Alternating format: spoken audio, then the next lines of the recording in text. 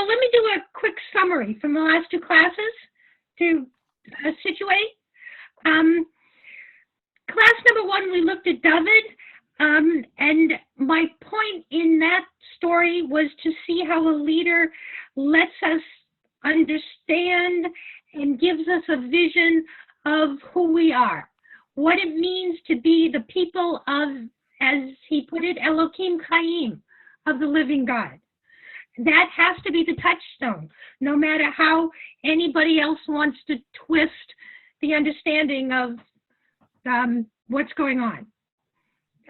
So that was class number one. Class number two, we looked at Shlomo at the beginning of his career as king, where his ultimate concern was to be a leader of all of Hashem's people and judge them rightly, empathetically, with a lev shomea, a listening heart, from the very lowest of society on up, and to do so with tzedek and mishpat, a phrase that we've known all the way from Abraham as our mission, so to speak.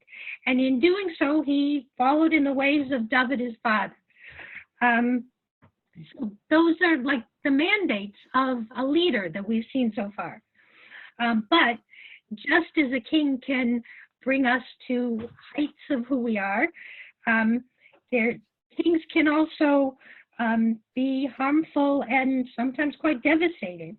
And we already had an inkling of that in the first story, where we saw Shaul falling right into Goliath's snare, so to speak. He just completely fell into the manner in which Goliath managed the narrative, so to speak. So the point today is to look at the downsides, the pitfalls. What? Danger. Pitfalls. Critique. Yes, pitfalls. Good word. That's the word I was looking for. Excellent. Okay, so the first thing to look at, Sharon, you have the source? Yeah. Yes. Good. Okay. It's Parsha Shoftim, the Torah's laws of mitzvot surrounding a king. What do we do with a king? And just to say up front, how we understand the status of what we're about to read is it's complex, multi-layered. There are different opinions. I'm going to give you three interpretations. So when we read it first, don't think we understand it, okay? Okay. So this is chapter, Devarim, chapter 17. We're starting with verse 14.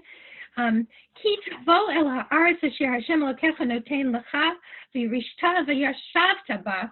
When you come into the land and you inherit and settle, v'amarta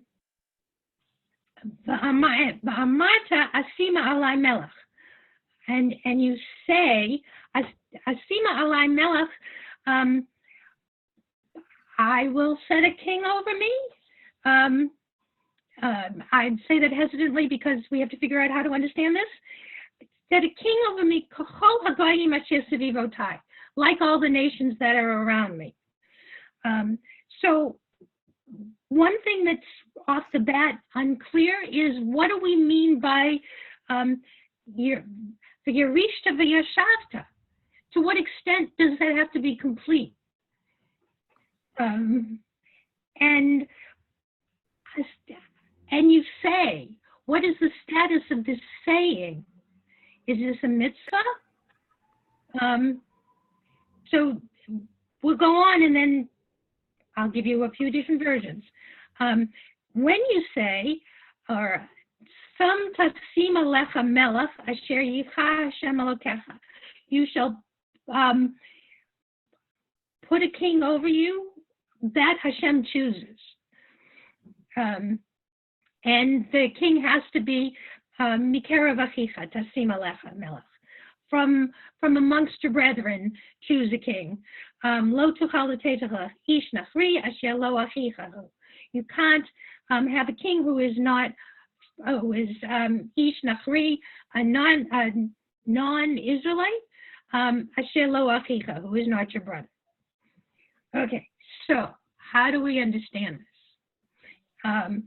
The first way of approach is, this is a mitzvah. The Torah is telling us, when you come into the land, you have 3 mitzvahs to, well, there's only one here, but the Gemara, the Sifri, Rambam, or at least one opinion in the Gemara, there are 3 mitzvahs you have to do when you come into the land: king, then Amalek, and then establish the Beis Hamikdash.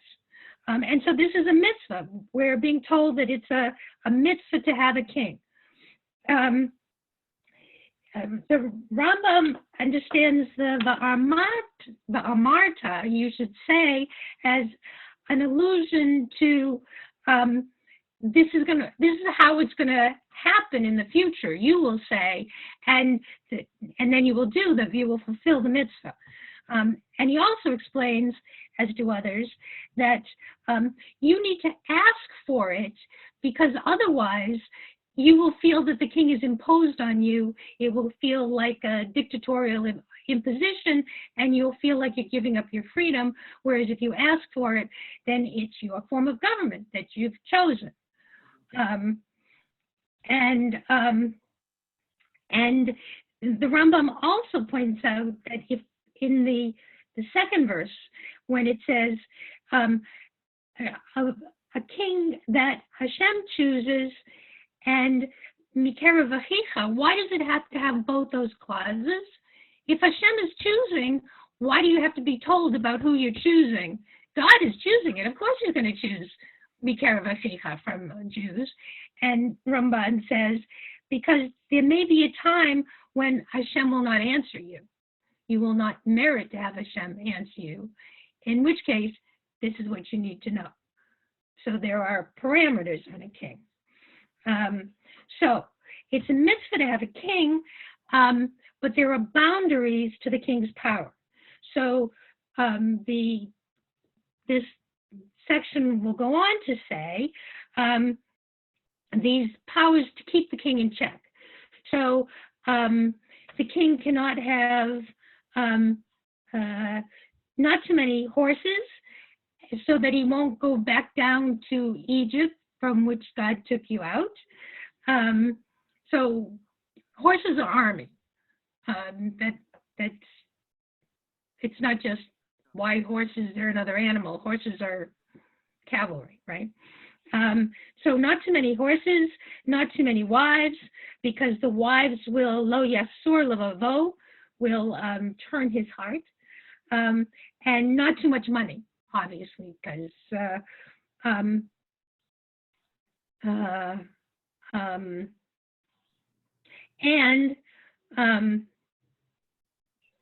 and he needs to write a Sefer Torah, actually 2 Sefer Torahs, one to take with him wherever he goes, and the others to be home on his bookshelf that he always sees. And therefore, the king will always fear God, and his heart will not become too haughty to think of himself as better than everybody else. So it's a mitzvah to have a king, but a king within, and now we know what the king is supposed to be like. That's position number 1. Okay? Yeah. Okay. Second position is Abarbanel, who says, first of all, kingship in general is a terrible system. There's no theoretical defense for it. And if you look at history, you see why. You can see all the excesses of a king. All you have to do is look at the Roman Republic versus the Roman Empire. And secondly, even if you could make a case for kingship, it's a terrible form of government for B'nei Yisrael, because all of the reasons you can muster for a king, we don't need. A king leads you into battle. God fights our wars. A king gives you a set of laws. We have a Torah for wars. Even if you want to say, well, the king might have to decide cases, extraordinary cases, or to decide really difficult cases, we have the Sanhedrin for that. So what is this, according to Abarbanel? He said it's a permission. If you ask for a king, this is a mitzvah based on a reshut. If you ask for a king, all right, you can have a king if you really want a king, but you have to do it within these narrow bounds and understand what the limitations are on the king. The king has to be true to the Torah. He has to pay attention to the Torah's limits, and he can't think that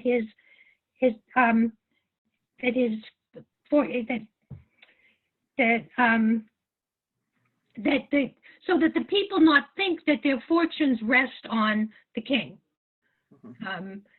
and so that the king will lead them astray to understanding who they really are.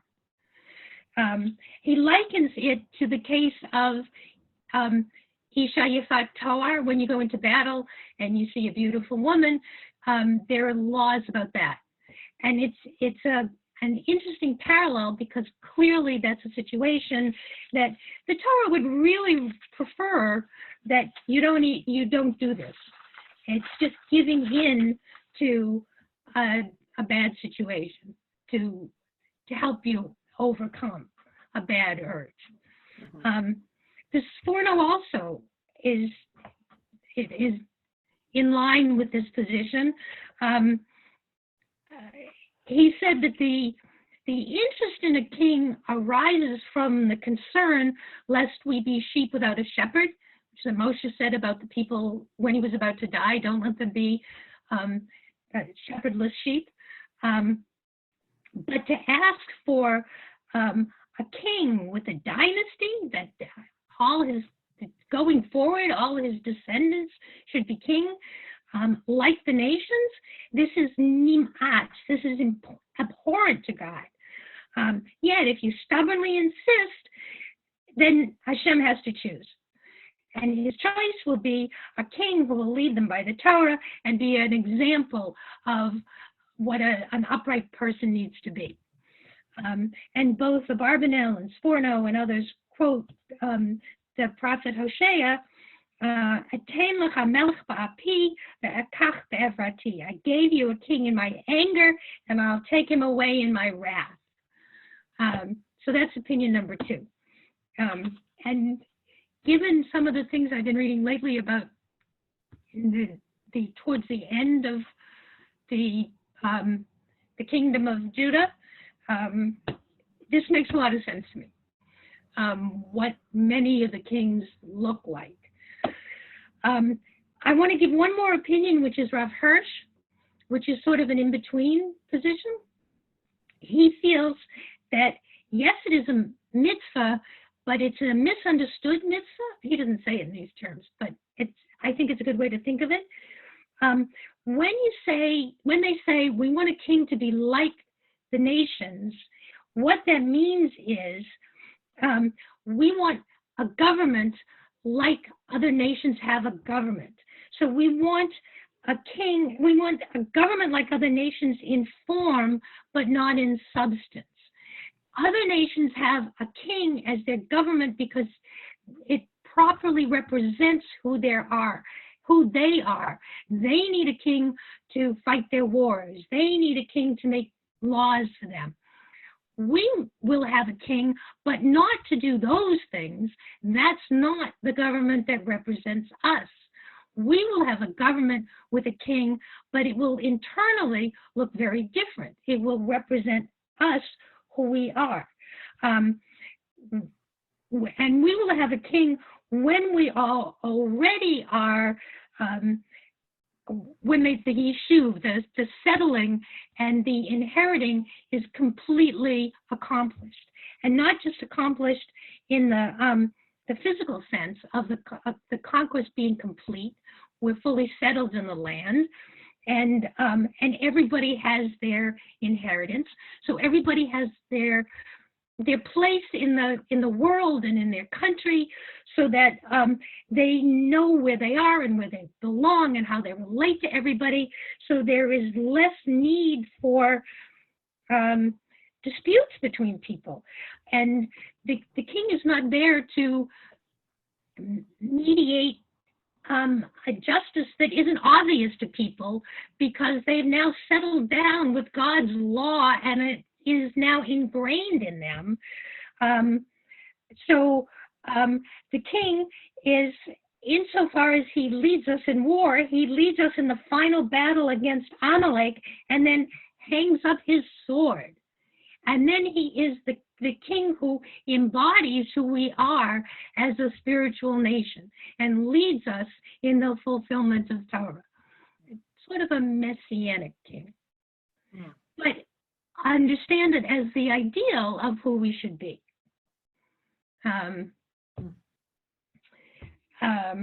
Which I found a really interesting way to think about it. That the king, like the nations, is not like the nations, but it's a form of government. We need a form of government. You have to govern yourselves, and you have to find a way of, however much you've accomplished in your settling, you have to find a government to help you continue in what you settle with.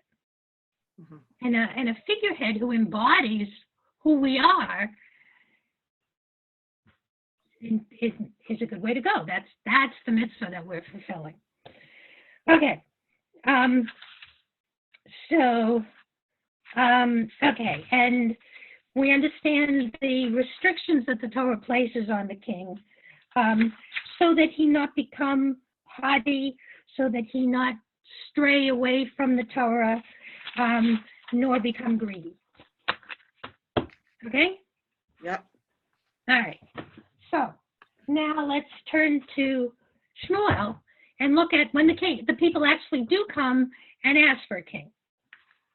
All right. So Shmuel, Perek Chet. Shmuel is a wonderful shofet in every sense of the term. And as a judge, he travels the land. He goes to the people, and he takes nothing. He does not pay for what he does. He brings his own supplies. He's a wonderful Navi, shofet, everything. But now he's getting old, and he appoints his sons to replace him, and they are not like him. They set up a court in Beersheba. So not only are they not traveling around, they're at one extreme of the country, so people have to come to them, and the text says they take bribes. This is a big contrast to their father. And so the people come to Shmuel and say, this is verse 5, Pasuk Chay, V'yomer elav, you're getting old, and your sons are not like you. Therefore, I'm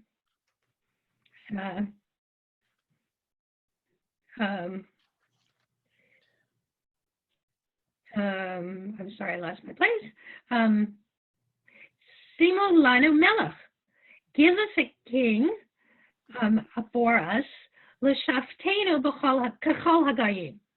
Give us a king to rule us, to judge us like the nations. V'yera hadavar b'einei Shmuel, kasher amru tenu lanu melech l'shaftenu. This was really wrong in Shmuel's eyes. So we have to sit back and think, but the Torah said it's okay, you can have a king. Why is this so wrong? And is it the way that they're asking? Is there something wrong about the asking?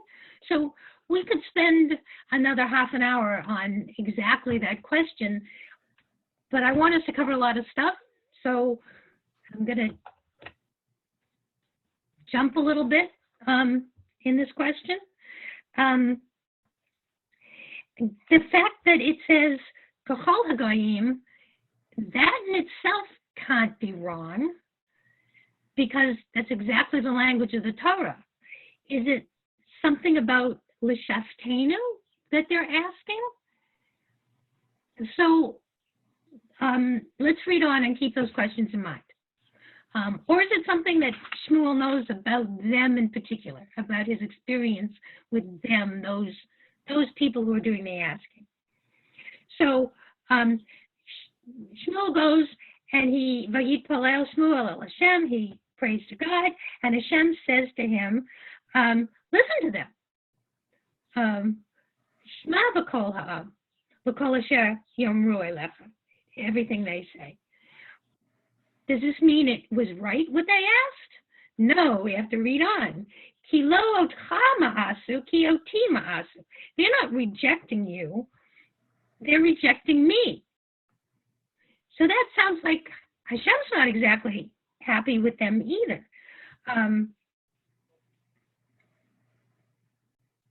This is, Hashem continues, ככל המעשים אשר עשו מיום העליתי אותם ממצרים עד היום הזה, ויעזבוני ויעבדו אלוקים אחרים. This is the same behavior that they've always done from the day I took them out of Egypt. They're doing the same thing, and now they're doing it to you.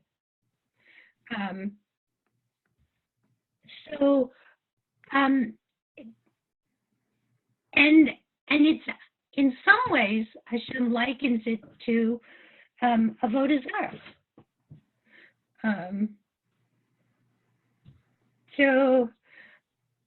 But Hashem says, but do what they say, but ta'idotam, warn them. But this is a very strong warning. Be a witness for them. Tell them mishpat hamelach. Tell them about the king that is going to yimloch alehem.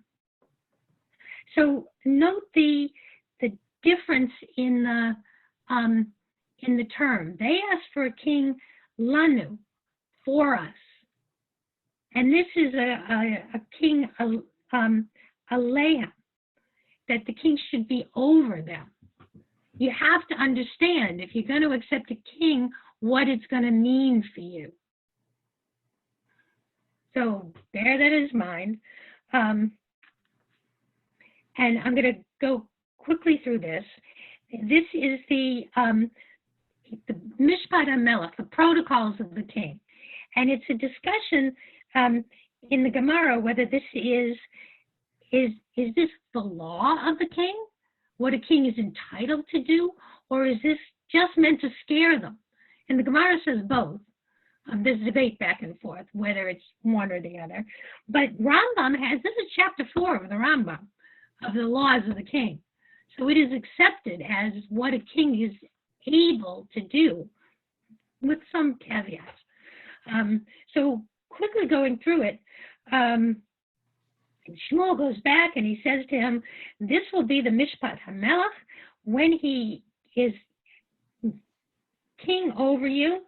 He will take your sons and appoint them to your chariots and to be charioteers, meaning he'll conscript them. And not only that, in the army, but they will run before his chariots. For his own personal retinue, they'll be conscripted, which is a very different thing. He'll appoint them officers, whether they like it or not. He'll conscript them to plow his fields, to reap his harvest, to make weapons for him, and to work for him, whatever he wants them to work for. He will take your daughters as perfumers, cooks, and bakers. And Rambam even adds concubines. He will seize your fields, vineyards, and olive groves and give them to his courtiers. So he can't exactly take the fields, but he certainly can take the produce thereof. He'll take 1/10 of your grain and your vintage and give it to his court. You'll have to support his court. He'll take your slaves, your young men, your animals to work for him. He'll take 1/10 of everything of yours, and there will come a day when you will cry out, and Hashem will not answer you on that day. Lo ya'aneh Hashem etchem b'yom hahu. That's what it's going to mean to have a king. You want a king? And so they answer. They they don't listen to this, and they say, yeah, we want a king. Loki'im melech aleinu. We do want a king aleinu. Yes, we understand. We accept those terms. We want a king on us. So I want to step back for a minute before I look exactly at the language of their acceptance, and think for a minute about what's going on. Amnon Bazak, the VBM, the virtual Beit Midrash, says that he sees it as Shmuel seeing his life's work collapsing in front of them when the people come and ask for a king. He spent his life trying to teach them how to live by God's Torah. And for instance, they went to war and they took the Aron with them into battle, thinking that they were going to win because the Aron was with them. It was a talisman. No, that's not what it is. That's not what it is. You have to walk the walk, not carry the Aron. And he was making progress. They began to understand. And now he's at the end of his life, and they think because they're losing him, they need to replace it with another institution rather than coming from them and from the way they behave. And it breaks his heart. On the other hand, there is a desire to be in the world, to be part of the world, to have a government, to know that you have to have a continuity, a standing in the world. And if you step back even further, Shmuel is the one who wrote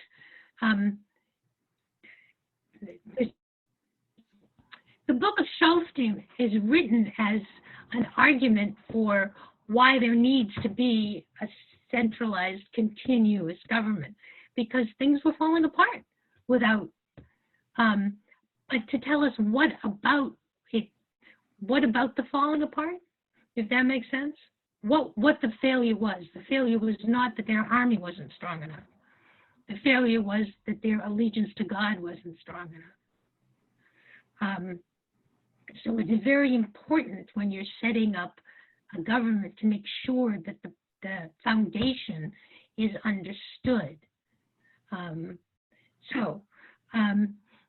When they say, yes, we understand what you just told us about what a king can do, we want a king anyways, they say,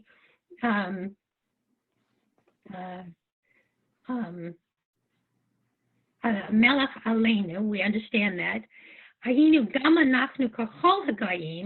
will be like all of the nations. Ushvatenu malkenu, v'yatsa lefnenu, v'nilcham et milchamtenu. The king will shaftenu, judge us, rule over us. Yatsa lefnenu, he will go before us and fight our wars. So what's the force of Yatsa Lefanenu? Be our leader in the world, I think. Hirsch said it refers to external politics.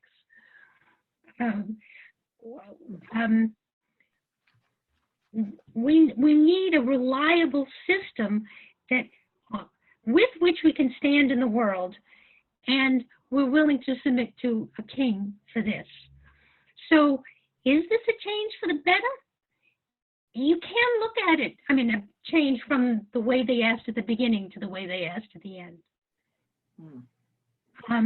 You can look at it as they don't want to supplant the Torah system of justice, but they do want to run a country.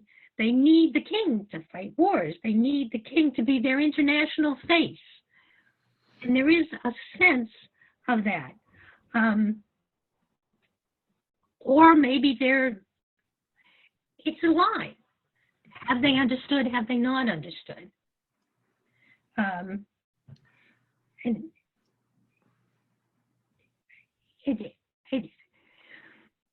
And last time I taught this, we spent a whole long time trying to figure out whether they did understand, and I'm not quite sure. But it's a question that it has to be raised about the status of a king. Is it? May I ask a question? Is it that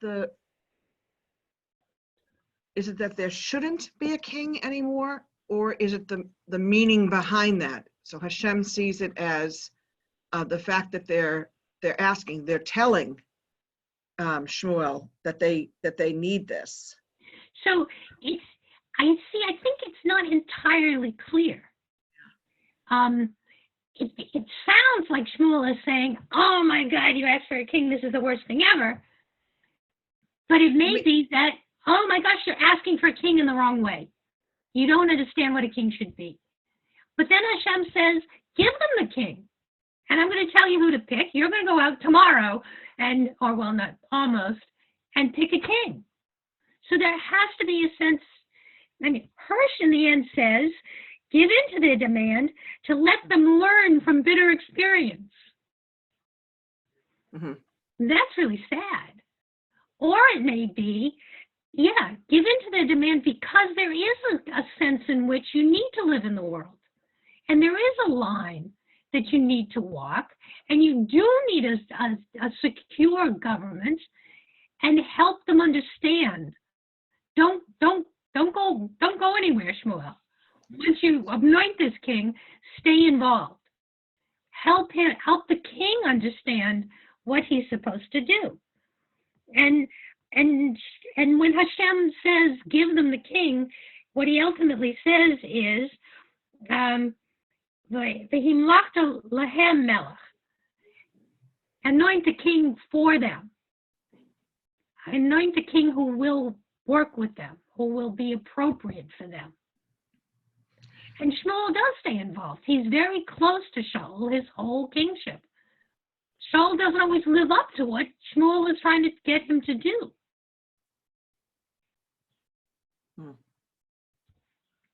It's a line that you have to navigate. But I think the message is a king needs to stay connected to his Nazi, which sometimes works and sometimes doesn't. It's hard. Mm-hmm. Because there is a sense of go live in the world. Does Hashem not want a king to be there other than because he believes Shmuel is still right for the job? That's what I'm missing. Well, no, I think it begins with Shmuel's old. Right, I agree. So there has to be a transition at this point. Like we have a rabbi, who we have rabbis who lead us. Don't we? We want that. Yeah. Is that what is Hashem saying? So if he goes by what they're asking for, is he doing something wrong by getting them a king? I'm missing that point. I don't know what Hashem is really. I know what it's clear in the text what he's said they're going to lose if you do it their way, but what is it that he wants? Well, so I think there has to be a way to understand it that there is a right way to do it. Mm-hmm. Unless you're a Barbanel who says... So it's the process. It's the process. Yeah. Unless you're a Barbanel who we'd be much better off if nobody ever had a king. Okay, right. Okay. But if you put that, which in some ways makes a lot of sense to me, but if you put that opinion aside, and try and figure out what the people are asking for and show them what the right way to do it is. Mm-hmm. Sure. But it's very difficult because even if you appoint an amazing king, it's going to be his kid. Mm-hmm. And it's very difficult. Mm-hmm. And not only that, you can appoint an amazing king. Now we're going to look at Shlomo. You have an amazing king who starts off his kingship saying, my main concern is to be the best leader and judge of your people. Yeah. And we're going to see him fail. Okay. So let's look at Shlomo now. So I brought a bunch of like individual psukim to look at. Beginning with the very beginning of the chapter that we read last time. Even before we get to that amazing dream of Shlomo's, we have V'yitchaten Shlomo et Paro, Melech Mitzrayim, v'yikach et bat Paro. He marries with the king of Paro, meaning he allies by marriage with the king of Egypt and marries his daughter.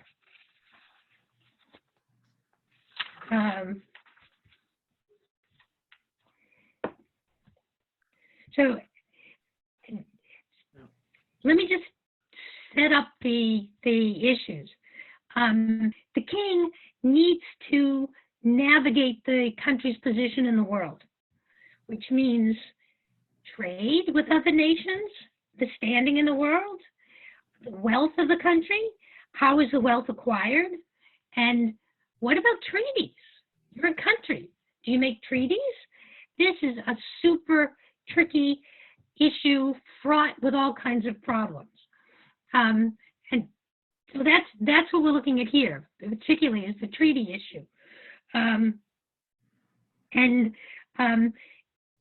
Right at the beginning of his reign, he marries the daughter of Pharaoh, of Paro. It's the first of other alliances, but she's special, Bat Paro. It's like the name Bat Paro keeps coming up. Every once in a while in a description of he's getting ready to build the Beis Hamikdash, and there's a little mention of Bat Paro. And then another little mention of Bat Paro. It's very interesting. And so when we see at the end of his reign, which is chapter 11, the next source, that he has many wives, Melech Shlomo, Ahav Nashim Nachriot Rabot, he has many wives. And in verse 3, we see 700 wives and 300 concubines. Oh, so many wives. That Bat Paro kept showing up all along. We're not entirely surprised. And in fact, in verse 1, Hamelech Shlomo Ahav Nashim Nachriot Rabot Ve'et Bat Paro, she gets special mention. And the nations from which he married women are the nations that God said, don't associate with them. Mm-hmm. So, and not only that, Vayhi le'et ziknat Shlomo nashal chitu et levavo. They turn his heart. Exactly so what is from the Torah, what are the rules of the king? You can't have too many wives. And he from the idea of living in the world, he got led to too many wives. And not only that, and exactly what the Torah had said. So the wives don't lead you astray. And not only that, it leads immediately to avodah zarah. And that's the end of the verse. V'lo haya levavo shalem im Hashem Elokav, kilvav David aviv. His heart was not shalem, was not whole with God, as was his father David. And the next selection, the verse 7 in the same chapter, he started building shrines to all these gods. And it started because he had wives who came with their beliefs, and he had to build for them places for them to worship. Abarbanel said, we saw last week that not only did he have wisdom to judge by, but God gave him wisdom in everything, natural sciences and the ways of the world. Abarbanel said that he even studied Avodah Zarah. And so his wives would come and pester him. You know so much, teach me how to petition the, how to have influence on the stars and the Mazalot. And so he would pester him, and so he gave in, and it got him into those practices. It's like the women that he brought, the reason for this was international peace. It's clearly a good thing, but it's a fine line, and it affected the internal structure of the state and his internal being. So it's amazing. And I'm not even going to go into the Gemara's discussion of why the idea of reasons for a mitzvah. The Torah said you can't have too many wives so they won't lead you astray. And Gemara says, and for the rest of it, Shlomo understood this is the reason, and he said, no, I'm smarter than that. I won't be led astray. But we'll bracket that discussion, as interesting as it is. The other rule in the Torah was not too much wealth. So my next sources are to look at that.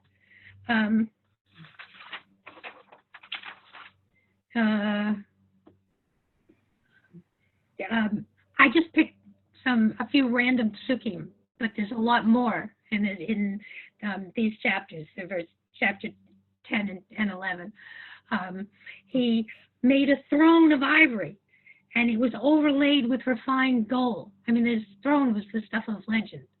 I mean, it was incredible opulence and display of wealth. All his drinking cups were of gold. All the utensils were incredible.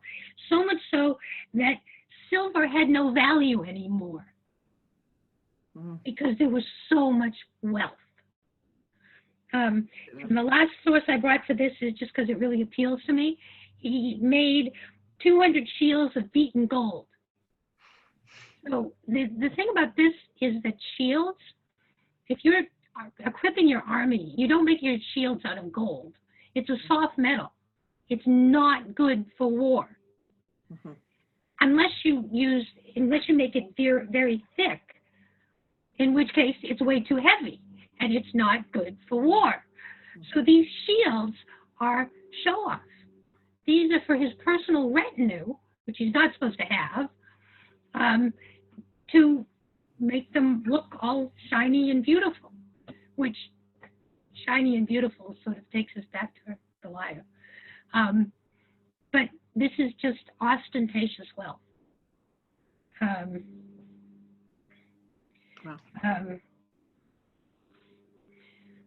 And finally, way too many horses.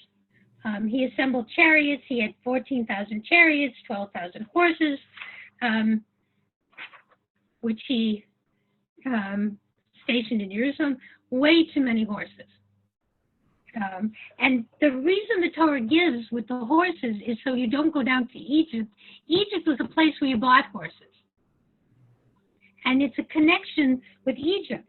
Hirsch says the essence of the restriction about going back to Egypt is not that you should never travel that road, you should never enter the country.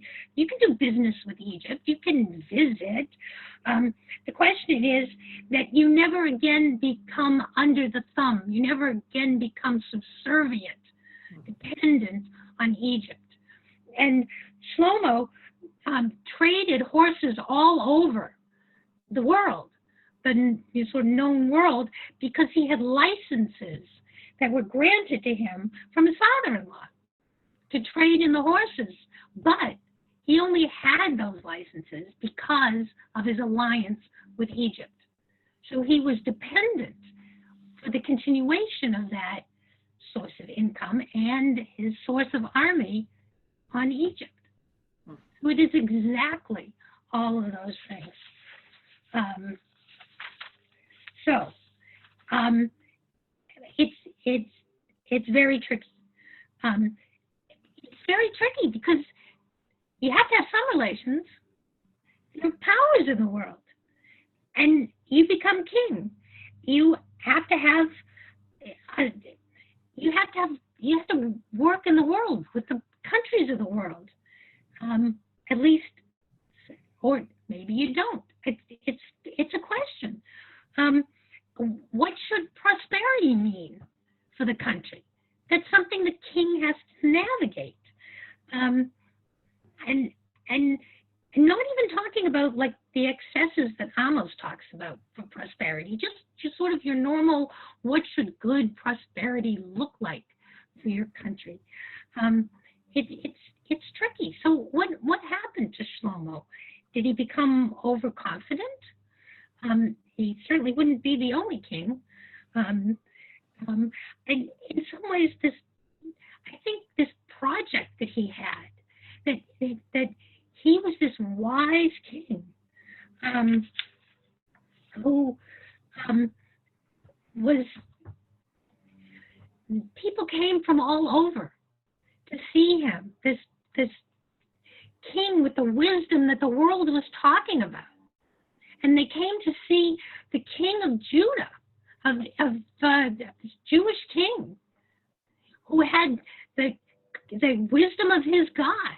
This is God's Torah he was spreading. How could that be bad?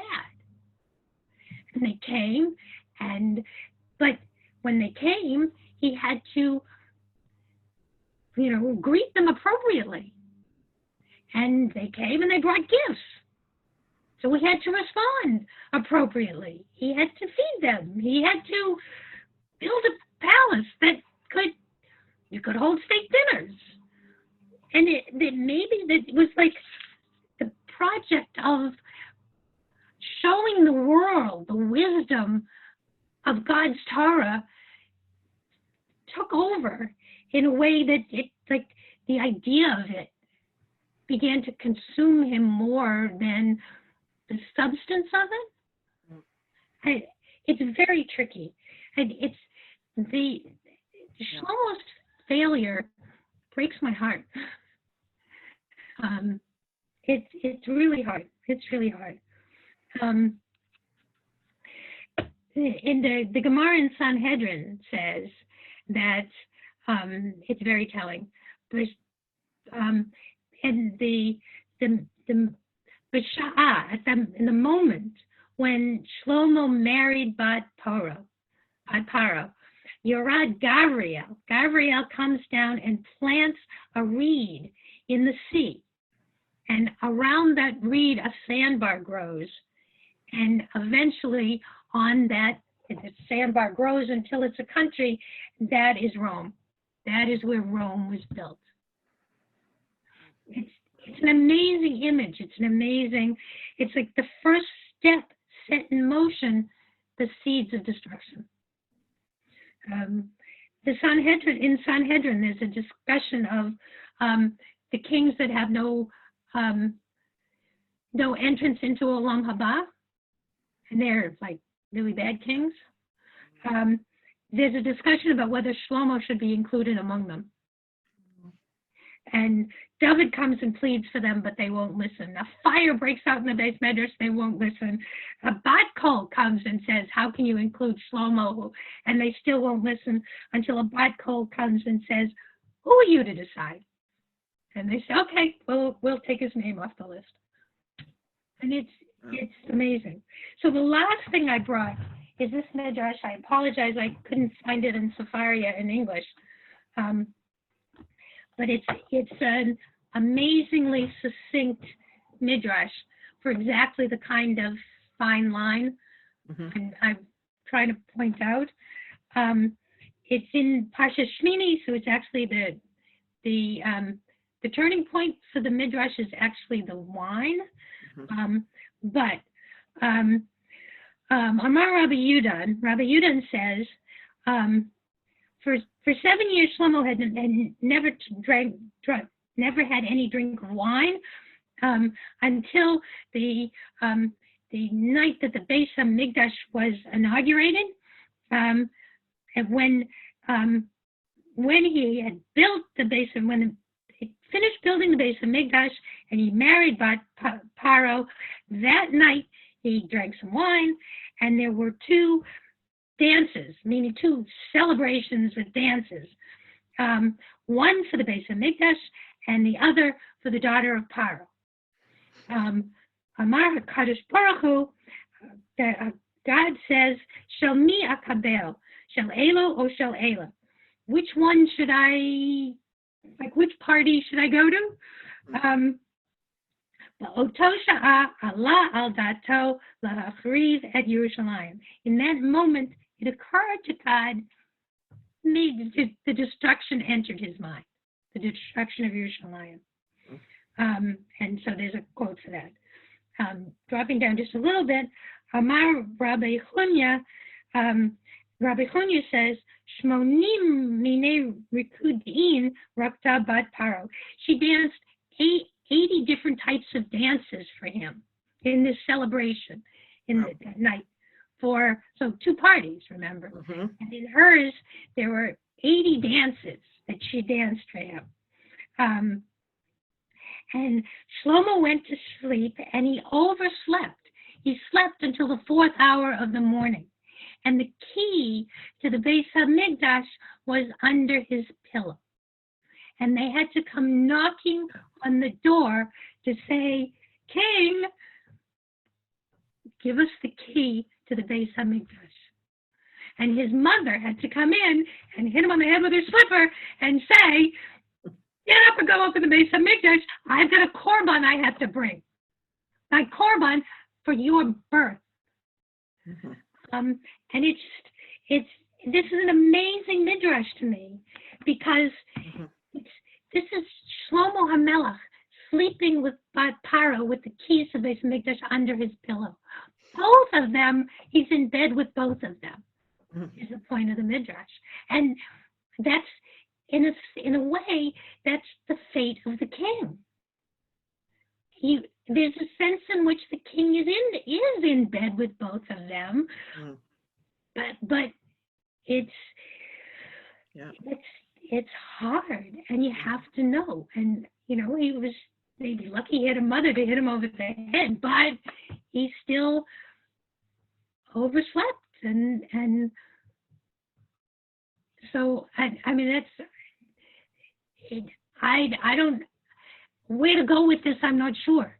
It's problematic, and it's we navigate a lot of problematic things, and try and not oversleep, and try and be faithful to what we're supposed to be faithful to, and understand who we are. And, right. And don't have Paro's daughter as your wife. Yeah, right. That, on the other hand, you do want world peace. You do want world peace. They were, they all did that. They married their siblings to other royalty. Yeah, that was the way to. So how do you know? How do you know? It's it's having another helps, but it's really, really hard. And I guess it breaks my heart because Shlomo should have known. Yeah. People should know, and sometimes they just don't.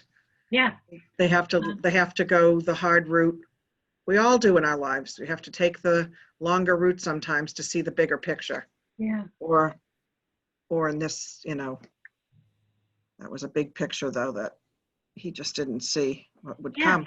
It's hard to know. And it's constant. I think it wasn't like David didn't. It's interesting that like David Aviv is a theme in Malachi. Yeah. You're either like David or not like David. And it's not like David didn't fail. He in some ways failed spectacularly. But he was able to recognize it and come back.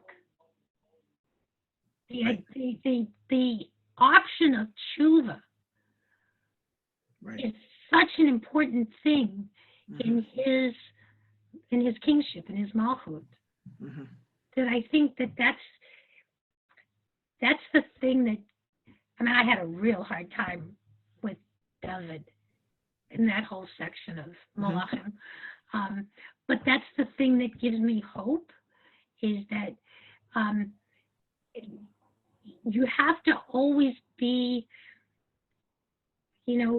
cognizant of what you're doing and recognize and take rebuke. And it's always a process. You can't think, I know what I'm doing. And run with it the way Shlomo seems to have run with it. Yep. To every action, there's something that's going to happen, right? Yeah. A negative or positive reaction. Consequences, or possibly should have foreseen consequences. Yeah.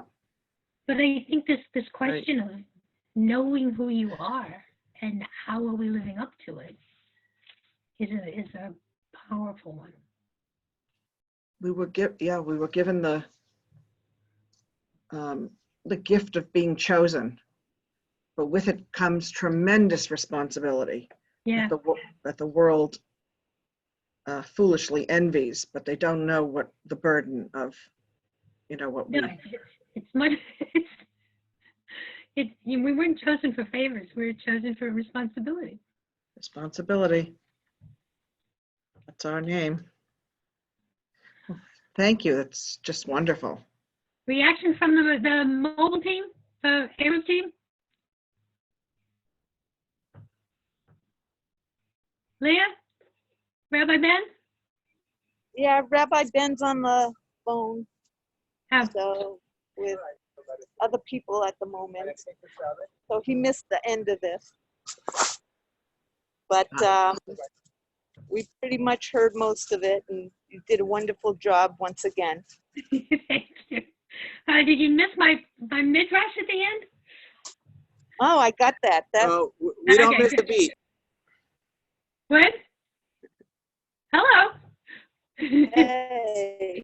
As long as you heard the midrash, that was my We're in favorite the part. store right now, so we're We stopped to say hello on the video. Okay. Okay, we gotta love you. stretch Thank you the so much. legs a little. Next week, I would like to do How many attractions? Alicia. Ooh, The Torah. The the Miracle Maker? where he brings a boy back to life. Oh, yes. The CPR. Yeah. Does that sound good to people? Yeah. Great. Okay. So that's two. Does that include Gehazi? Oh yeah. And it's in the Hot Torah actually has two stories. I want to look at both of them because it's a good contrast. The stories. All right. Okay. Great. All right, we love it. Thank you so much. Very good. Thank you, Ann. All righty. Have a wonderful day. See you You next too. week. Bye bye. Thank you. Bye.